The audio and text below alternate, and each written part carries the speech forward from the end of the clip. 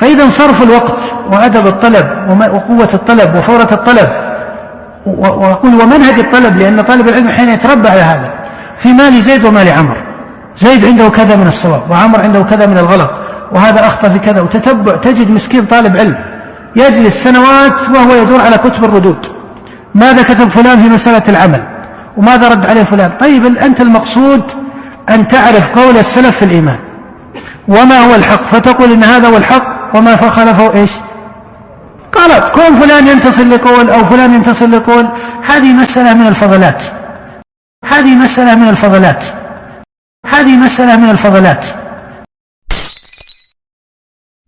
الردود مقتضى بالعلم، ولا تجدون العلم الحي النابض الذي يميز بين الحق والباطل إلا في كتب الردود.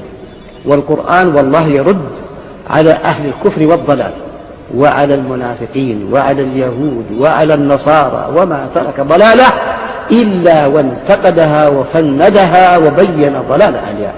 والسنة كذلك، ومنهج السلف بارك مليء، كتب العقائد وكتب الجرح والتعديل مليئة بالنقد والردود على أهل الباطل، لأن الحق والباطل لا يتمايزان إلا بهذا النقد وبهذه الردود. فاقرأوا كتب ابن تيمية وكتب ابن القيم وكتب السلفيين المعاصرين الذين يجاهدون إن شاء الله في سبيل الله ويناضلون عن دعوة الله ويصدون عن شباب الأمة الفتن ويبين لها طريق الإسلام الصحيح من الطرق الضالة ويكشفون عوار أئمة البدع والضلال. فاعرفوا ماذا يقصدون من محاربة كتب الردود.